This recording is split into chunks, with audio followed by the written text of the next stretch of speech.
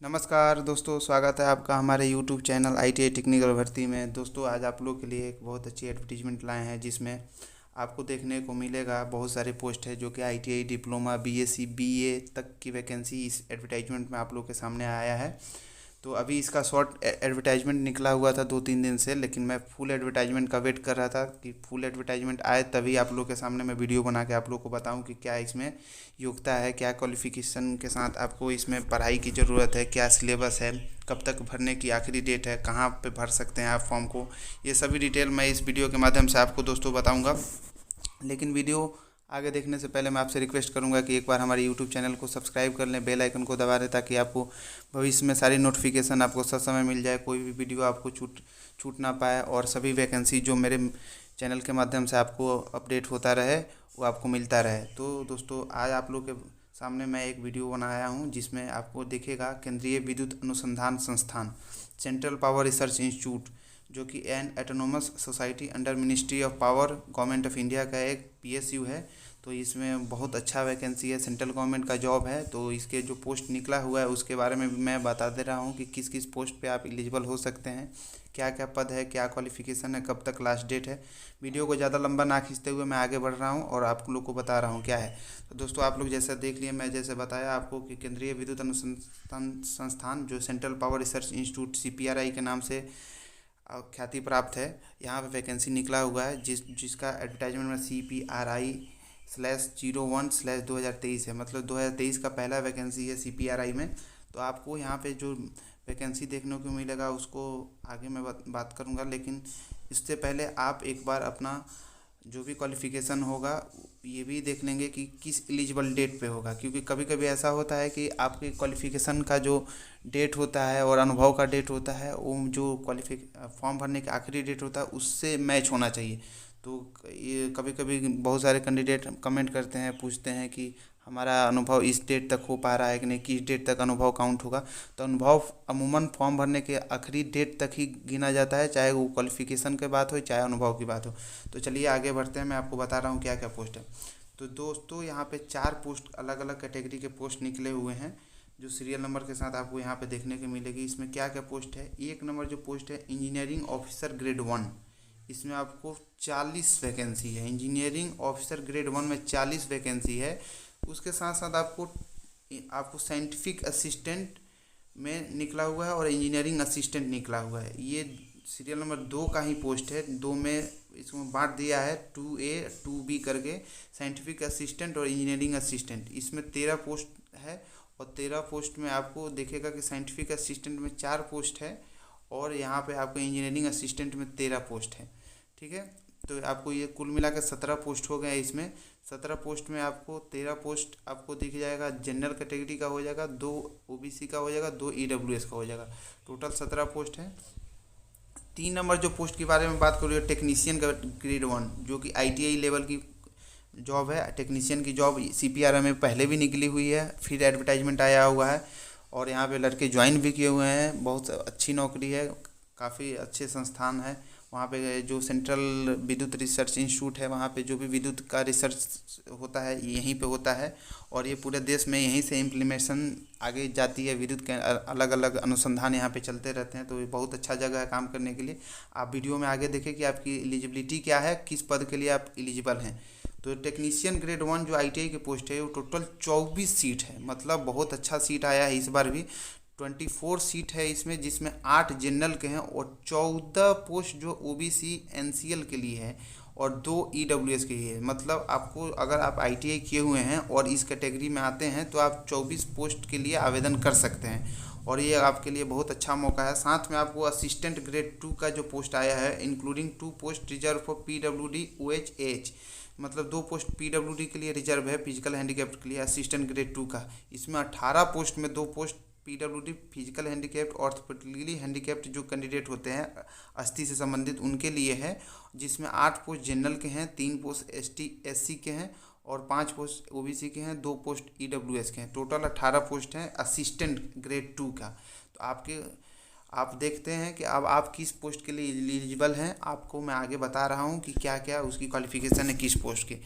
तो आप इसमें एक नोट लिखा हुआ है कि समय पर CPRI अपने पास वो रिजर्व राइट रखता है कि वो वैकेंसी को बढ़ा और घटा सकता है। तो ये सभी एडवर्टाइजमेंट में आपको देखने को मिल ही जाता है। तो संस्था के पास राइट होता है कम बेस करने का या कैंसिल भी कर सकता है, लेकिन वो तो अधिकार है उनका, जहाँ से वैकेंसी विज्ञापन आउट हुआ है वो कम बेस करने का अधिकार रखते हैं।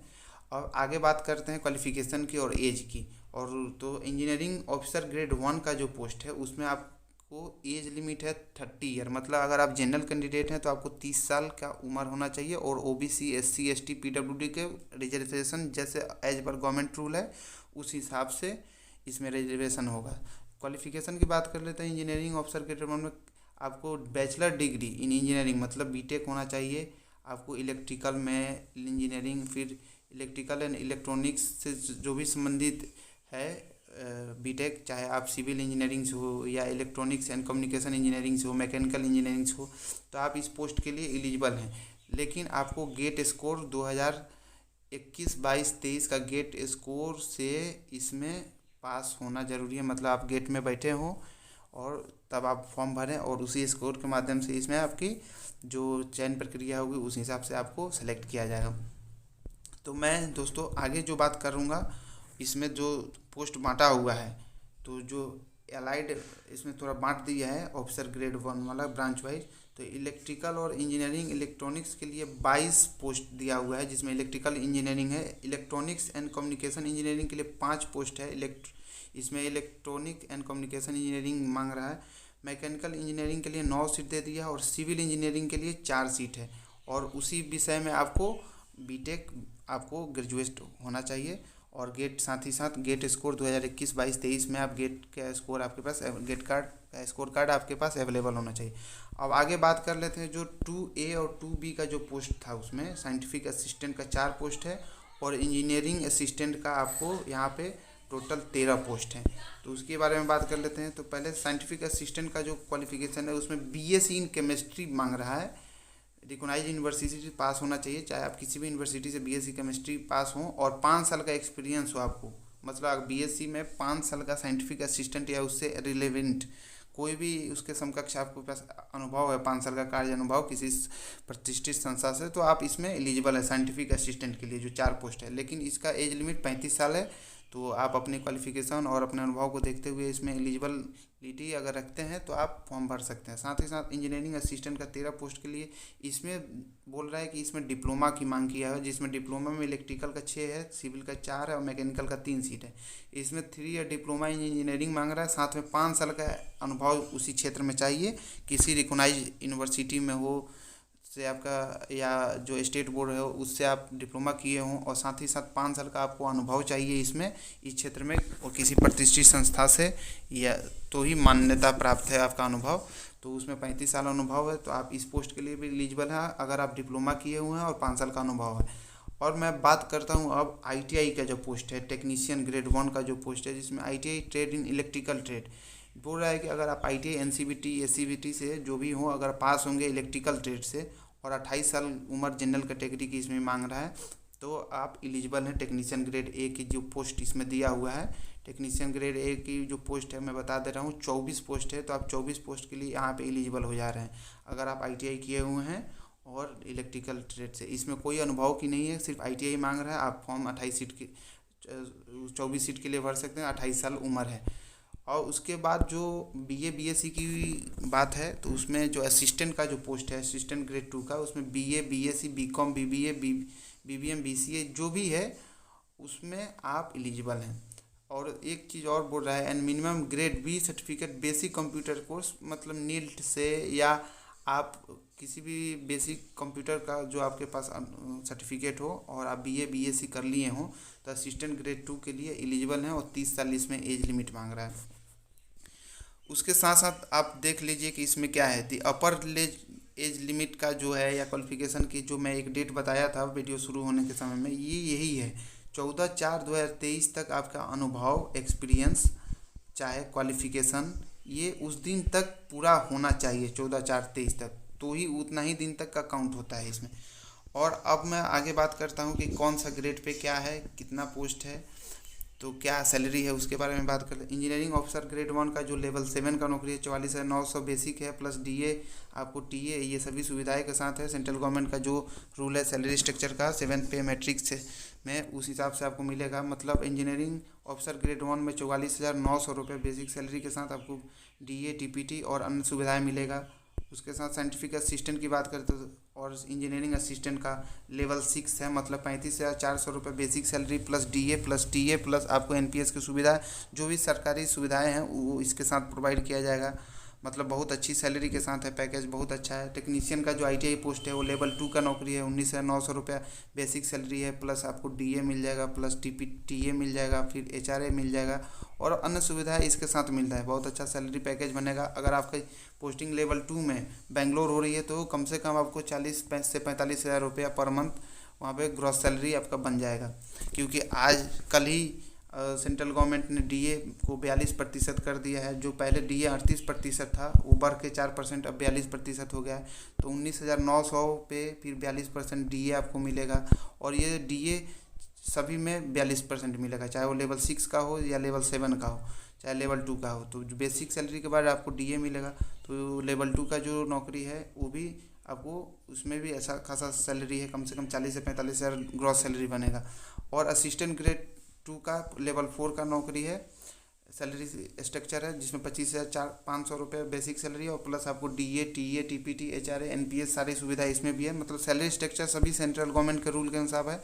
और सिलेक्शन की बात कर लेते हैं तो इंजीनियरिंग ऑफिसर ग्रेड 1 का गेट स्कोर के माध्यम से सिलेक्शन होगा। साइंटिफिक असिस्टेंट का जो पोस्ट है उनमें आपको कंप्यूटर बेस्ड टेस्ट देना पड़ेगा और प्रैक्टिकल टेस्ट से भी आपको उस रेलिवेंट क्वालिफिकेशन में जो आपका प्रैक्टिकल टेस्ट होगा, स्किल टेस्ट होगा, उससे भी गुजरना पड़ेगा। साथ ही साथ इसमें भी जो इंजीनियरिंग असिस्टेंट का है उसमें भी आपको सीबीटी से गुजरना पड़ेगा और स्किल टेस्ट से गुजरना पड़ेगा। टेक्नीशियन में भी आपको सीबीटी कंप्यूटर बेस्ड टेस्ट होगा और आपको ट्रेड टेस्ट होगा, जो आईटीआई से ट्रेड टेस्ट होता है। आपको अगर इलेक्ट्रीशियन से पास है तो इसमें इलेक्ट्रिकल का ट्रेड टेस्ट होगा, उसमें आपको पास होना है, सिर्फ उसमें नंबर नहीं है, सिर्फ पासिंग मार्क होना जरूरी है। और साथ ही साथ असिस्टेंट ग्रेड 2 का जो पोस्ट है उसमें आपको सीबीटी सिर्फ और सिर्फ एग्ज़ाम देना है, इसमें कोई आपको प्रैक्टिकल स्किल टेस्ट नहीं है। तो यही इसका सिलेक्शन प्रोसेस है।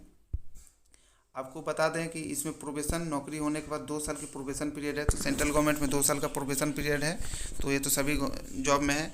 और बाकी इसमें मैं बता दे रहा हूँ कि ये एडवर्टाइजमेंट में जनरल टर्म्स एंड कंडीशन है कि क्या होना चाहिए, कम से कम 18 वर्ष होना चाहिए। तो ये सभी फॉर्म में होता है। आप विजिट करने के लिए https जो होता है वेबसाइट, मतलब आप www.cpri.res.in पे जाके आप वहाँ फॉर्म भी डाल सकते हैं और विस्तृत आवेदन का जो पीडीएफ है वहाँ से आप हिंदी और इंग्लिश में डाउनलोड करके देख सकते हैं, समझ सकते हैं कि क्या है।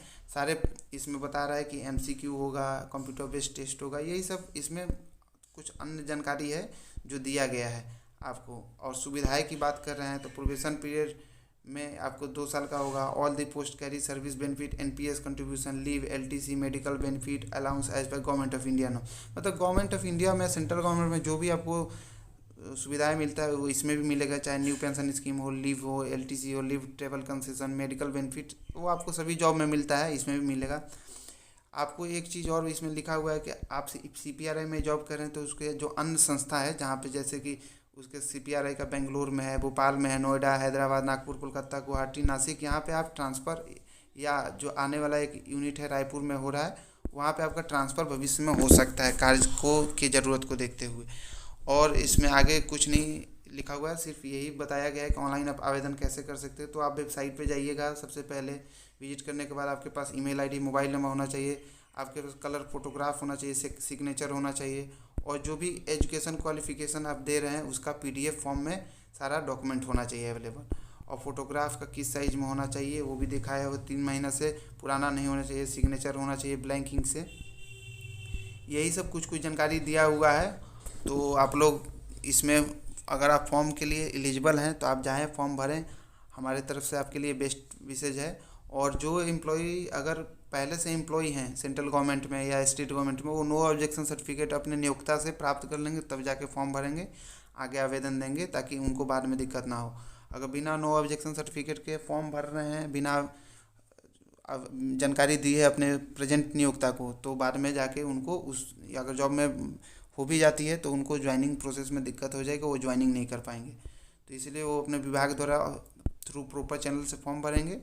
और आगे यही सब इसमें जानकारी दिया हुआ है कि जो भी सर्टिफिकेट है वो सब अच्छे रिकॉग्नाइज यूनिवर्सिटी से होना चाहिए, एनओसी द्वारा भरा होना चाहिए, एसएससी मैट्रिक, ये सारे टेक्निकल पोस्ट का डॉक्यूमेंट अपलोड होना चाहिए वेबसाइट पर, ब्लर नहीं होना चाहिए। तो यही सब जानकारी है। पेमेंट ऑफ फ़ी की बात कर लेते हैं। तो जो engineering officer grade 1 scientific assistant engineering से 1,000 रुपये पर पोस्ट है। मतलब जो लेवल 6 तक का जॉब था उसमें 1,000 रुपये आपको पर पोस्ट लगेगा। अगर आप 2 पोस्ट के लिए भर रहे हैं तो 2,000। और जो टेक्नीशियन और असिस्टेंट ग्रेड 2 का जो पोस्ट है उसमें 500 रुपया आपको आवेदन फ़ी देना पड़ेगा फॉर्म भरने के लिए। इसमें SC ST PWD ex serviceman women candidate and CPRI के जो डिपार्टमेंटल कैंडिडेट होंगे वो फ़ी नहीं देंगे, उनको फ़ी देने की आवश्यकता नहीं है, वो एग्जम्प्टेड हैं। और आप बैंक ट्रांजेक्शन ये जो भी होगा वो आपका इसमें लिखा हुआ है bank transaction charge if any incurred online application, वो आपको खुद बर्न करना पड़ेगा। मतलब 10-11 रुपये एक्स्ट्रा लगता है तो आप ही को वो देना पड़ेगा। और साथ साथ आपको इसमें लिखा हुआ है कि schedule of computer based test skill test का जो भी जानकारी होगा उस समय समय पर CPRI के वेबसाइट पर आप देख सकते हैं। अब बात कर लेते हैं कब से कब तक फॉर्म भरना है। Online registration of application and payment fee आपको चालू हो रहा है 25 मार्च 2023 से चालू हो जा रहा है 10 बजे से, और क्लोजिंग हो जाएगा 14 अप्रैल 2023 5 PM में। कट ऑफ डेट और एकेडमिक क्वालिफिकेशन में पहले भी बता चुका हूँ, फिर बता रहा हूँ 14/4/2023 मतलब 14 अप्रैल तक सारी क्वालिफिकेशन अनुभव इसमें पूरा होना चाहिए। Computer based test tentative date निकला है 23 अप्रैल 2023 में ही, मतलब अगले महीने ही समझिए एग्ज़ाम है। आपको तैयारी भी मन से करना पड़ेगा, बहुत ज़्यादा समय नहीं है। और स्किल टेस्ट भी आपको 15 स्किल टेस्ट का इसमें समय थोड़ा उसके अगले महीने में 15 मई में कर दिया है, तो कुछ ज़्यादा समय नहीं है, 2 महीना में ही सब कुछ हो जाएगा, आप ज्वाइन कर लेंगे। तो हमारे बेस्ट विशेज है। एडमिट कार्ड पे आपके कंप्यूटर बेस्ड टेस्ट का जगह दिया रहेगा। तो आप एग्जामिनेशन सेंटर का भी बात कर लेते हैं। तो एग्जामिनेशन सेंटर आपको दिल्ली, मुंबई, कोलकाता, बेंगलोर, नागपुर, धनबाद, पटना, हैदराबाद, भोपाल, चेन्नई सभी जगहों पर आपको एग्जामिनेशन सेंटर भी बहुत अच्छा जगह पे दिया हुआ है। तो आपके लिए ये बहुत अच्छा मौका है। और ये सभी डॉक्यूमेंट तैयार करके आप फॉर्म भरें, और हमारी शुभकामनाएं हैं कि आप इसमें सफलता पाएँ। अधिक जानकारी के लिए आप recruitment@CPRI.in पर भी अगर आपको कोई क्वेरी हो तो आप पूछ सकते हैं, मेल कर सकते हैं, या CPRI के वेबसाइट पर आप विजिट कर सकते हैं और देख सकते हैं। चलिए, मैं आपको ब्रीफ में सारी जानकारी जल्दी दे दिया हूँ। आशा करते हैं कि आप इस वीडियो से संतुष्ट होंगे। अगर कोई दिक्कत है तो कमेंट सेक्शन में बताएं, आपको मैं उसका समाधान बताने की कोशिश करूँगा। और वीडियो को ख़त्म करने से पहले आपसे रिक्वेस्ट है कि एक बार आप फिर हमारे YouTube चैनल पर नए हैं तो सब्सक्राइब कर लें, और ऐसे ही वीडियो देखने के लिए बेल आइकन को दबा दें ताकि आपको कोई भी वीडियो मिस ना हो और आपको ससमय सभी वीडियो प्राप्त हो जाए। चलिए, धन्यवाद दोस्तों। जय हिंद, जय भारत।